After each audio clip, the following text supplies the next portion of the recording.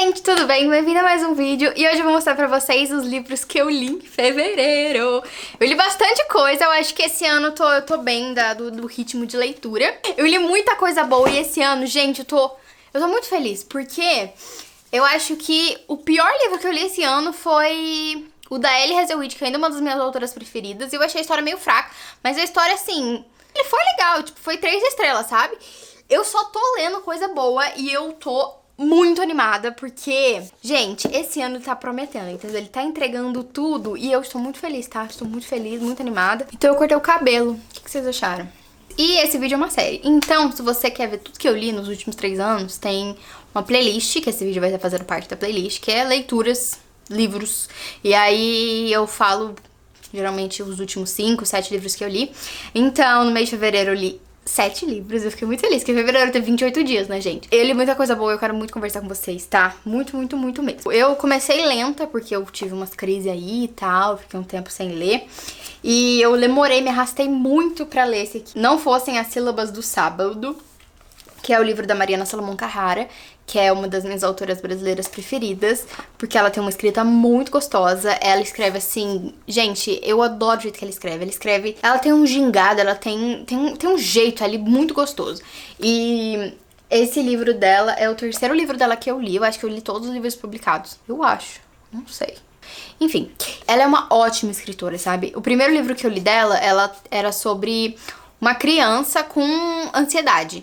E aí o segundo era uma idosa com Alzheimer. E esse aqui é uma mulher que ela é uma mãe solo e o marido dela morreu quando ela descobriu que tava grávida. Então, tipo assim, ela é uma mãe solo vivendo luto. Então, assim, são 3 personagens muito distintas, né? Porque uma tá ali na casa dos 25 anos, uma é criança e outra é idosa. E, cara, todos os livros dela parece que foram escritos por pessoas que vivenciaram aquilo. Certeza que o livro dela de 12 anos, ela escreveu com 12 anos, o livro idosa, ela escreveu como ela tava idosa, e aí agora ela escreveu o livro que ela perdeu alguém, porque impossível, gente, ela escreve, é muito palpável o sentimento, sabe? Um bom escritor não precisa passar pelas coisas pra escrever, né? Eu acho que ela mostra como escritora maravilhosa por causa disso. Ela consegue só usar a ficção e a imaginação e mesmo assim escrever de um jeito que fica muito visceral e semelhante à realidade. Então, muito bom. Esse livro eu demorei pra ler, eu achei que pra mim ele foi lento, meu ritmo de leitura foi bem lento, porque apesar dele ser pequenininho, pra mim foi muito lento, porque luto não me atrai muito, sabe? Eu não gosto de ler muito histórias que falam sobre luto, não é uma coisa assim que me interessa, sabe? Tem meus pontos de interesse às vezes. Vai falar sobre essa mãe solo, o marido dela morre, uma grande parte dela morre também, só que ela tem um bebê pra cuidar. Então fala dela ter passado por um momento de depressão muito grande ali, e ela ter que cuidar dessa criança que não conheceu o pai, essa pessoa que ela amava tanto e que de repente sumiu de um jeito muito absurdo. Porque acontece o seguinte, ela foi comprar um quadro pra colocar na sala dela, daí o quadro era muito grande, ela ligou pro marido dela pra ele ir buscar. E naquele dia ela ia contar pra ele que ela tava grávida.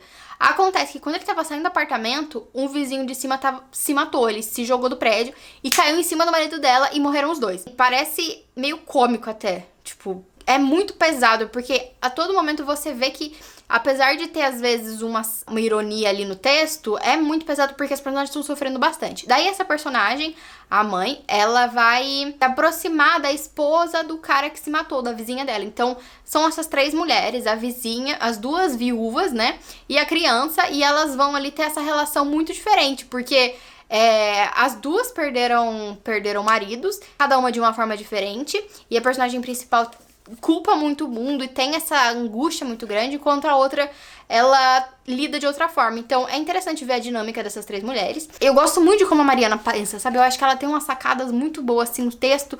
Gente, eu acho muito bom. Sério, eu acho, assim, uma escrita maravilhosa. Pode escrever mais 30 milhões de livros, eu vou ler todos eles. Eu li Entre Dentes, da Kristen Arnett, porque, assim, como eu li sábado, e aqui tem um quê de problema de maternidade. Porque ela tem esse bebê pra cuidar e ela não tem muita conexão com esse bebê. E ela tá com muito problema psicológico, ela tá sozinha, ela não tem ninguém, porque a mãe dela já tinha morrido, os pais dela, sabe, não são perto, ela tava sozinha ali no mundo, cuidando dessa criança que tava, sabe assim, era muito pesado, não ter nenhuma rede de apoio, e todo mundo que você já amou morreu, e aí vem essa vizinha que ela tem mágoa dessa vizinha, como se a vizinha tivesse culpa, né?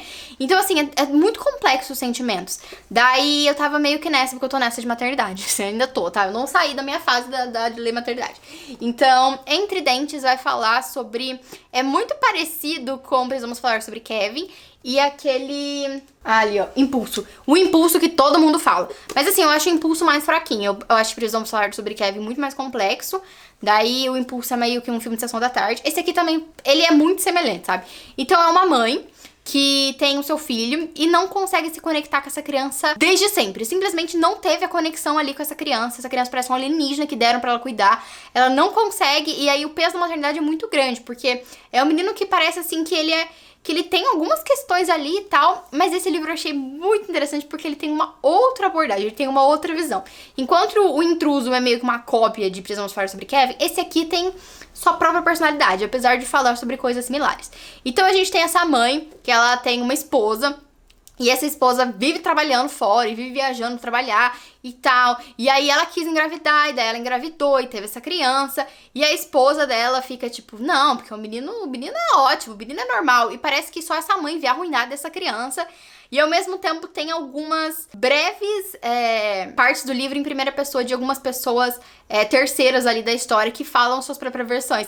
Então, é uma narradora não confiável. Ela tem uma percepção de mundo que você vai meio que tendo um papel... Eu adoro quando você tá lendo um livro e você é meio que um detetive ali da história, porque você vai ali peneirar aquilo que o personagem tá dizendo, porque às vezes ele fala umas mentiras, às vezes ele tem, né, as suas próprias questões, seus próprios vícios, as suas próprias preconceitos, sabe assim, a própria visão de mundo meio limitada. Então, o jeito que ela conta a história é da versão dela, mas não é exatamente como é a realidade, né? Igual tem um cara que tinha um programa de policial que em Londrina falava assim, existe a sua versão, a minha e a verdadeira. Então, nesse caso, é a versão dela. E eu achei muito interessante, sabe? Porque ela vai falar muito sobre ser uma mulher adulta, lésbica. Ela vai falar sobre problemas de relacionamento. Ela vai falar sobre...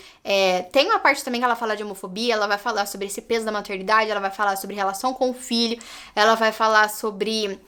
toda a fase de, tipo, de adulto, amadurecimento, essas coisas assim. E assim, eu achei realmente muito interessante. O livro, ele vai se passar por um longo período de tempo, às vezes dá um salto de 10 anos ali no meio da história, mas é interessante você acompanhar essa família dessas 3 pessoas e essa interação de mãe e filho. E eu achei realmente um livro, assim, bem cru, sabe? Aquele bem de realidade, sabe? Que vai falar das coisas feias e das coisas bonitas, das coisas da realidade, você vendo essa relação desse filho com essa mãe e pra onde que vai isso. Eu quero muito ler ele com o meu clube do livro, porque eu tenho um clube do livro aqui no canal, que é pros meus apoiadores. Então, se você gosta desse canal e quer apoiar esse canal, tem o grupo de apoiadores aqui, a gente tem um clube do livro. E eu queria muito que a gente lesse esse, mas esse eu vou jogar pra depois. Daí depois, gente, eu li Eu, Robô, do Isaac Asimov. Esse livro aqui, eu li metade no livro físico e metade no audiobook. Porque eu comecei a ouvir o audiobook, porque eu tava fazendo uns rolê. E eu precisei, daí eu comecei a ouvir audiobook. E eu gostei muito! Meu primeiro contato com Isaac Asimov. Isaac Asimov... Já gostei muito de ti, gostei muito de como você pensa, gostei dos personagens. Porque assim, gente, eu falo sempre isso aqui nesse canal. Dá pra você entender, tipo... cada pessoa tem uma visão de mundo e cada pessoa tem os seus próprios preconceitos, tem as próprias preferências, tem as próprias coisas que é mais importante que outras, entendeu? Então tem gente que se importa mais com opiniões masculinas, tem gente que se importa mais com outras questões, tem pessoas que... É diverso, o mundo é diverso e assim, não tem certo e errado, as pessoas são diversas. Às vezes, quando você tá lendo um livro, a forma do autor escrever aquela história... Você consegue perceber meio que, sabe, quais são as ideias, as filosofias dele, como ele pensa. E assim, principalmente os livros de ficção científica, é muito explícito isso. Por exemplo, tem livros onde as personagens femininas são tipo uns vasos, não servem pra nada, e são completamente estereotipadas. Tem outro que eles têm muito, o escritor de ficção científica tem muito mais cuidado em tratar sobre questões sociais e pensar como é que vai ser essa sociedade com as minorias e tal. Tem outros que não estão nem aí, estão falando de dinheiro, estão falando de mercado, estão falando de, tipo, tecnologia. Então, tipo, cada um tem um foco. eu amei o Isaac Asimov. Então, assim, eu já tinha gostado do Arthur C. Clarke, que também é o meu preferido, e a Becky Chambers, que é uma contemporânea que eu amo demais, e agora o Isaac Asimov, eu amei. E o mais legal foi que eu ouvi o audiobook e provavelmente era um robô que tava pra mim, porque eu ouço audiobook aqui no YouTube mesmo, gente. Tem uns livros, principalmente os mais antigos, você joga aí no YouTube e você vai encontrar um monte de audiobook. Esse aqui foi narrado por... Era gostoso, assim, ouvir a narração. Então, às vezes eu lia, às vezes eu ouvia, às vezes eu ouvia enquanto eu lia. Então, assim, esse aqui é um livro de contos. E você vai focar na história de uma mulher que ela trabalhou com a robótica por muito tempo. E aparentemente eles estão fazendo um documentário ali, então vão entrevistar a mulher. E daí ela vai contando esses casos, sabe? Então, dá pra ver aqui que são vários contos. Então, o primeiro, eu acho que é o mais famoso, é o Robbie, que vai falar sobre um robô babá que vai cuidar de uma criancinha. E tem toda a questão ali de, tipo, os pais têm meio que medo desse robô que, tipo, sabe, pesa 1 tonelada e é forte pra porra, cuida dessa criança. Porque se ele endoidar, ele pode matar todo mundo. E aí fica aquela coisa de, sabe, meio suspeito. De vai que esse negócio se volta contra a gente e mata a gente. Mas existe ali uma lógica, existem os 3 princípios, as leis básicas do robô. Então, o robô não pode machucar um ser humano, o robô... Tem umas coisas ali. E é muito legal, porque ele é muito inteligente. E assim, esse livro, cara, ele foi escrito tempão atrás, sabe? Um tempão atrás. Ele tem umas questões, assim, principalmente quando ele vai falar de inteligência artificial, que apesar de ser muito antigo, tem uns escritores de ficção científica que são mega inteligentes. Então aqui, ele vai falar, tipo... pensar nessa coisa de inteligência artificial e as máquinas e como... E o que isso diz de nós, sabe? Será que a inteligência artificial é uma nova criatura, é um novo ser vivo? Será que uma forma de vida superior à nossa, porque a gente criou um negócio melhor que a gente? E como é que vai ser a vida humana, a vida de profissional do ser humano, quando as máquinas conseguirem fazer quase todas as profissões. Agora a gente tá vendo as inteligências artificiais que consegue escrever texto, consegue fazer imagem, pintura e tal. E como é que é isso aí? O que isso diz da gente? Como que a gente vai conseguir viver e criar as coisas, trabalhar as coisas em paralelo com essas máquinas que estão fazendo tão igual ou melhor que a gente? O que diferencia uma máquina, uma inteligência artificial de um ser humano, sabe? Então, aqui cada conto vai falar sobre uma coisa específica. Tem alguns mais chatos, tem alguns mais legais. Mas eu acho que Razão, Mentiroso e Robbie foram os meus preferidos, assim. A Razão foi maravilhosa. Gente, eu ouvi o audiobook e aí teve hora que eu ficava tipo, gente, como assim? Enfim, gostei muito, muito, muito mesmo. Daí depois, eu li... esse aqui, Jorge Amado, Capitães de Areia, que eu tava devendo anos pra ler. Esse aqui eu comecei a ler em 2019, gente, 2019. E aí eu comecei a ler e falei, não tô na vibe. Daí eu parei, abandonei. E aí agora eu peguei. E esse vai ser o livro que o meu clube do livro vai ler esse mês. Capitães da Areia, do Jorge Amado. A gente vai ler e a gente vai discutir no final do mês. Então, se você quiser discutir comigo, participar do clube, você pode ler comigo e participar da discussão, que vai ser... Gente, e assim, Capitães da Areia, Jorge Amado, se você não sabe, vai falar sobre um grupo de crianças abandonadas, que são ali em situação de rua, na cidade de Salvador, na Bahia. E elas moram ali meio que num trapiche, num casarão abandonado ali na beira da areia, assim, meio que num areal ali e tal. E aí, assim, vai contar sobre esses personagens, esses capitães de areia. E eles vivem ali de pequenos furtos, eles, são crianças de rua, sabe? Como é que vai sobreviver? Então, pequenos furtos, são coisas assim. E aí vai contar sobre a rotina deles e as coisas que acontecem ali em torno. Tem 2 personagens que ajudam eles, que é o padre José Pedro e a dona Ninha, que é uma mãe de santo. Então são as 2 únicas figuras adultas que meio que cuidam ali dessas crianças às vezes. Porque elas crianças realmente estão ali, Deus e o mundo, né? E tem um reformatório ali que algumas crianças são pegas e são levadas ali. Nesse reformatório é horrível, porque as crianças são açoitadas, são torturadas, assim, trabalho meio que força, é horrível, sabe? Então é melhor para as crianças vierem na rua e morar ali debaixo da ponte do que nesse reformatório, porque é uma situação completamente insalubre. E as pessoas da cidade, obviamente, têm uma opinião muito forte sobre essas crianças, tratam eles como vagabundos, etc. E assim, é uma situação muito complexa, né? Porque, são crianças órfãs, crianças que não tem pai, não tem mãe, moram na rua e aí eles têm que cometer pequenos furtos e coisas assim para sobreviver. Então, de um lado, eles têm experiências muito adultas, então tem que ter uma responsabilidade ali pra cuidar de si mesmo. E tem um líder ali no Capitães de Areia e o Pedro Bala, mas eles estão ali por si só. E mesmo assim eles são crianças, porque eles não deixam de ser criança. O seu cérebro não tá desenvolvido, eles têm impulsos de criança, eles são crianças. Então, apesar de eles estarem numa situação que é completamente insalubre e como é que fala? Uma situação de risco, né? Uma situação sensível, delicada.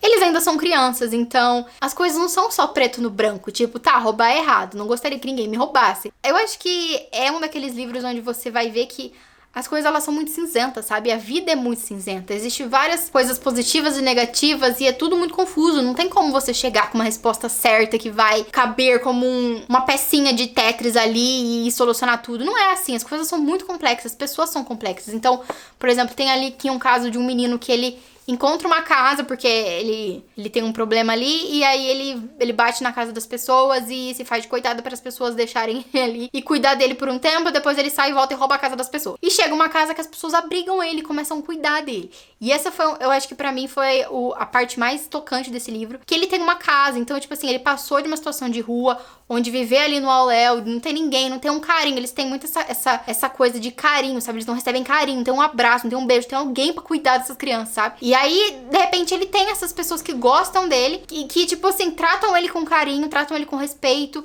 e ele se sente confortável ali. É um momento, assim, que ele fica em choque, tipo assim, gente, como assim? Sabe, eu fui adotado, tem pessoas que realmente, adultos que gostam de mim, assim, ele tem um passado, assim, que foi torturado, é bem triste, assim. E aí chega um momento que ele fica assim, gente, mas eu não sou uma criança igual as outras crianças, porque eu tenho um passado, sabe, eu tenho traumas, eu tenho questões. E assim, ele fica muito dividido nisso, e é muito triste, sabe, é uma coisa muito profundo, sabe, e eu achei que o Jorge Amado escreve, gente, ele escreve muito bem, sabe, é um fluxo ali muito interessante de narrativa. E eu gosto muito, muito, muito que tem algumas gírias que as pessoas falavam antiga, tipo aqui tem batuta, que daí eu fui conversar com meu pai. Meu pai tem mais de 60 anos, e daí ele fala, realmente, a gente falava isso quando era criança. Então, tipo assim, tem umas gírias que eu ouvia quando eu era criança, da minha avó, dos meus tios, do meu pai falando, e que se perde, né? Porque a gente tem outras gírias agora, e as gírias vão mudando a cada momento, principalmente agora, né? As gírias, elas têm um tempo de validade muito curto, né? A gente já não fala mais de milhões, porque já tá todo mundo cansado disso. E antigamente eu acho que tinha um tempo maior, então era batuta, eram umas outras coisas assim que meu pai fala ainda, que eu acho muito legal. Eu acho muito legal, tipo, ter esse registro dessas formas de diálogo das pessoas, de formas que as pessoas se comunicam e tal. Porque se não tivesse registrado aqui, como é que eu teria acesso, sabe? Porque ninguém mais fala assim hoje, sabe? É uma coisa que ia se perder. E eu acho que tem a sua preciosidade, sabe? Tem o seu valor. Eu acho legal quando a gente tem, assim, principalmente essas. Ai, tão gostoso, sério, eu adoro, adoro, adoro. Eu tô descobrindo que ler esses livros mais antigos da literatura brasileira tem esse resgate dessas coisas tão legais, sabe? Tem um cheiro de casa de vó, sabe? Filtro de barro, aquele gosto de água de filtro de barro, que é apenas o filtro de barro que vai ter e que é tão legal. Aí eu li também um conto, uma novela, eu acho, de uma outra autora brasileira, que chama Filha Primitiva, da Vanessa Passos, porque eu tô nessa vibe de maternidade, né? Daí é um livro que vai falar sobre maternidade. Eu acho muito interessante, sempre tem essa presença da trindade, tipo, uma criança, uma mulher, tipo, a donzela e a idosa. Aqui a gente tem isso também, então é uma idosa, a filha dela e a filha da filha dela. Então tem o bebê, a avó e a mãe. Essa história vai falar muito sobre essa relação dessa mãe com essa filha. Essa mãe, ela chegou nessa cidade onde elas moram, assim, de uma situação bem... Sabe assim, não tinha nada, daí ele começou a criar, e aí a família era essas duas mulheres. E tinha muito esse mistério sobre da onde ela veio, quem é o pai dessa criança, o que aconteceu. Então essa menina, ela cresceu meio que na escura, assim, sabe? E ela fez faculdade, porque a mãe dela insistiu, porque ela tinha que estudar e tal, porque a mãe dela não tinha educação básica e tal, não sabia ler e escrever. E aí essa menina cresceu, teve sua coisa, só que ela engravidou. Mas ela continuou os estudos e aí a mãe dela cuidava dessa criança. E a todo momento você não tem... O nome dos personagens não é uma coisa... É a mãe, a filha e a neta. E existe uma relação muito conturbada entre essa mãe e essa filha. Entre essa filha e essa criança. E é uma dinâmica muito interessante. E aí essa menina vai narrar a história dela. E ela tem, assim, uns pontos onde ela tem muita raiva. Outros pontos que... tem tudo várias questões ali. Um negócio muito subjetivo, é muito delicado. Novamente... acho que é a mesma coisa do Capitães de Areia. Existe muita área cinzenta na vida. E quando a gente vai colocar realmente na ponta do papel todas as coisas, a gente vê que tem bastante coisa ruim, mas também tem bastante coisa boa. Só que as coisas ruins não excluem as coisas boas, e as coisas boas também não excluem as coisas ruins. todo relacionamento tem essas questões, sabe? Principalmente eu acho que algumas questões de pais e filhos, alguns são mais complicadas que outras, mas eu gosto de quando expõe tudo, sabe? Onde coloca todas as cartas na mesa e fala, vamos analisar isso aqui. Então eu achei muito interessante, é muito real, é muito cru. E eu achei muito bonito, eu achei uma escrita maravilhosa. Também tem gírias e coisas muito bonitas. Eu acho que aqui a escritora soube colocar muito bem uma narrativa onde não fica... Não é escrita de TCC, sabe? De artigo acadêmico. Mas também não é aquela escrita completamente que se tem nas ruas, sabe?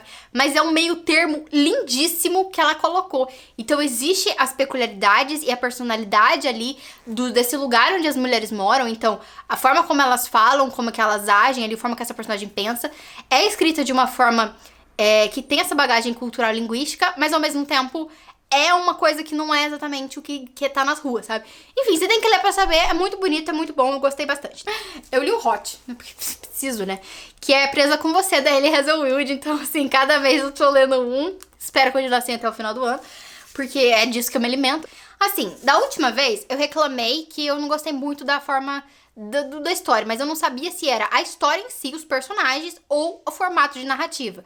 Porque eu tava acostumado com romances mais longos, com mais de 40 mil palavras. Eu acho que às vezes conto, né, às vezes não combina, sabe? Às vezes parece que precisa de mais palavras ali pra aprofundar essa relação.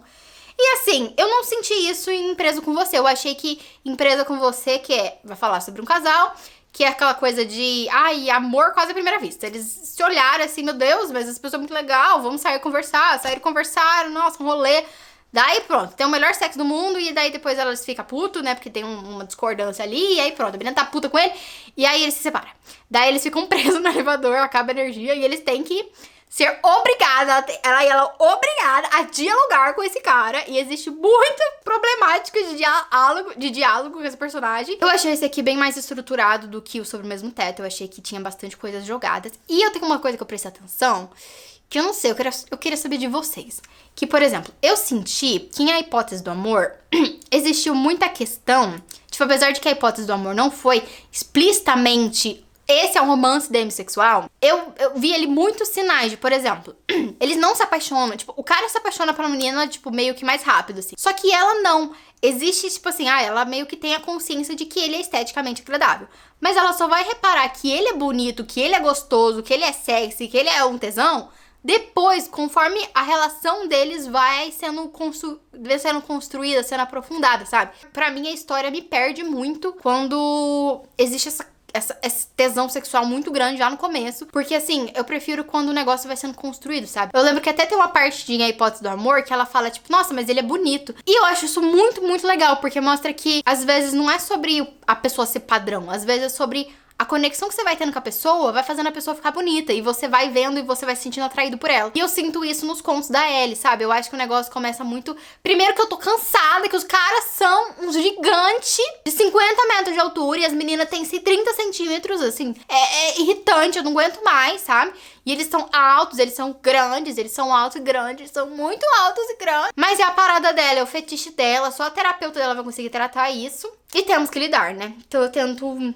abstrair disso. E esse é um ponto que eu não gosto muito. E eu acho que esses dois pontos, assim, que estão me deixando meio cansada dos livros da Ellie, sabe? Essa questão de, logo de cara, ela tá ali... Quando começa 50 Tons de Cinza, tem uma parte ali que ela toca no Sr. Grey ali, e aí ela, ela quase tem um orgasmo ali, só de relar nele, porque ela já fica, meu Deus. Tanto que no filme ela sai na chuva, assim, que ela tá assim, meu Deus. Acho chata, acho boba, acho, tipo assim, eu imagino que deve acontecer com algumas pessoas, mas assim, pra mim não é um negócio que, eu acho show de capenga, acho assim, mal construído, prefiro que tenha ali um slow burn, uma coisa ali construindo, então acho que tá... Eu acho que esses são os pontos que a Ellie tá me perdendo, viu? Olha só, vai perder essa leitora aqui. Daí depois eu li O Enigma de Andrômeda, que é um livro de ficção científica, e esse aqui é do mesmo autor do Jurassic Park. Eu tinha um grande preconceito com o cara no Jurassic Park, porque eu achava o Jurassic Park meio besta, porque aqueles dinossauros, eles não são exatamente como dinossauros aparentariam, porque eles parecem uns esqueletos andando. E eu, sei lá, eu tinha meio que um leve preconceito, achava que era uma coisa mais farofada, de sessão da tarde, sabe? Nunca assisti, então esse preconceito interno, desculpa, tá? Daí falaram que era muito bom e eu peguei esse livro no sebo.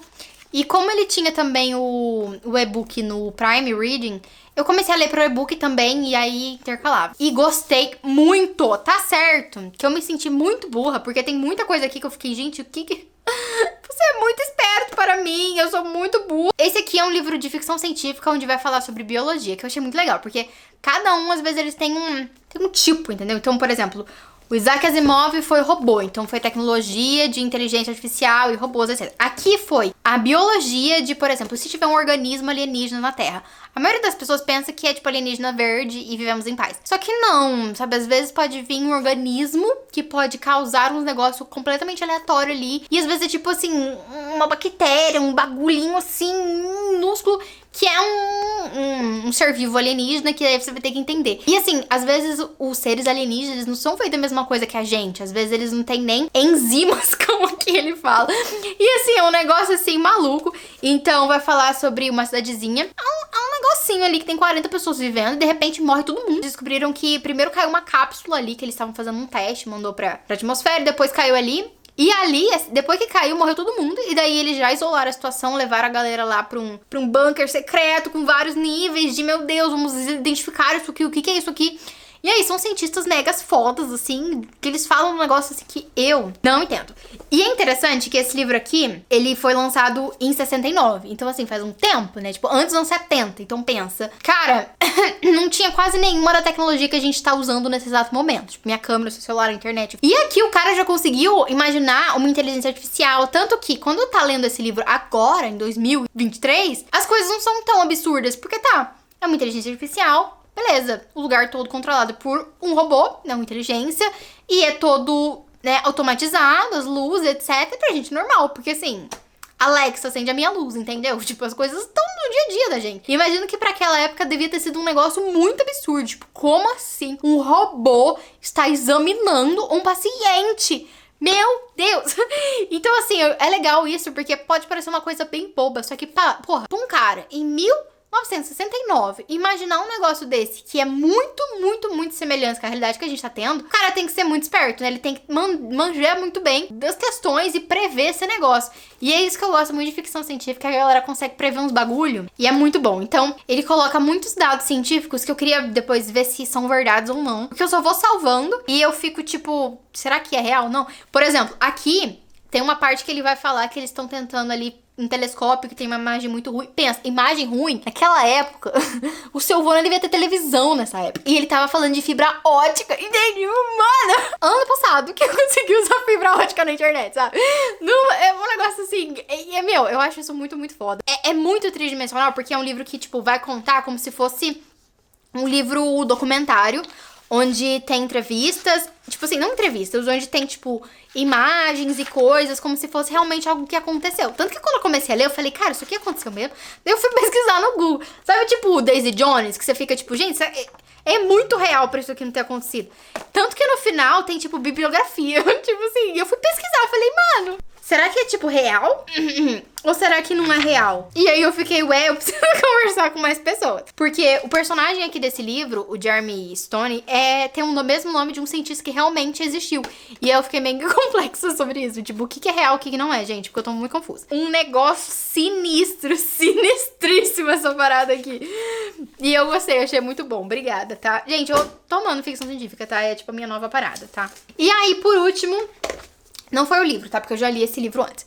Acontece que, antigamente, quando tinha outra edição de Porém Bruxa, tinha um conto que você assinava a newsletter da autora, e aí ela mandava pra você no e-mail um conto, né, do corregedor, e era meio que um POV do personagem aqui. Então, daí aqui na publicação desse novo livro, que agora tá sendo publicado pela Suma, Carol Chovato, ela publicou um outro conto, que é agora Diplomata, que se passa depois do livro. Então é meio que passa algumas semanas depois do final do livro de Porém Bruxa. Cara,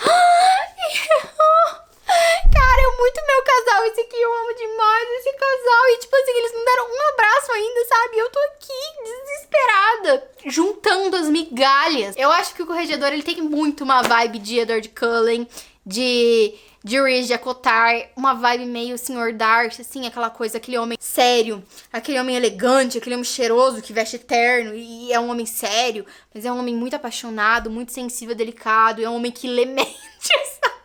eu sou muito na parada do Lemento. Eu não sei o que acontece. Eu acho que eu tenho tesão porque gente que lê Lemento. Ou seja, não há homens pra mim na Terra. Eu acho muito bacana, tanto que ele é meio que o oposto dela, da personagem aqui. Porque ela, tipo, veste umas roupas tudo cagadas no dia a dia, umas calças ali, fica andando por São Paulo, toda de metrô. Enquanto ele é tipo assim, terno, gravata e todo cheio das pombas. Ai, gente, eu acho eles lindos demais. Eu amo o diálogo do Corregedor, sério. Ao mesmo tempo que, tipo, a personagem, ela tem uma gíria de São Paulo. Eu confesso que, gente, lembra que eu tava falando aqui agora? Gírias de baiano, 10 de 10. Gírias de mineiro, 10 de 10. Gíria de carioca, ok. De Rio Grande do Sul, ok, vai também. Agora, gíria de paulistano.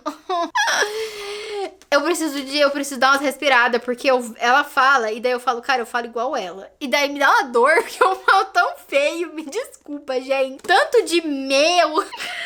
Aí eu me sinto o cara do Campari, meu. Tudo cagado.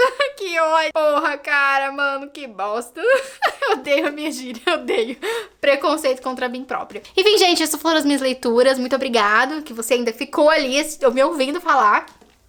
Porque eu tô dando coisa boa, então eu tenho que falar. Então, assim, meu canal de livros. Muito obrigada, tá? Todo mundo. Todos os escritores. E é isso. Beijo pra vocês e até o vídeo que vem.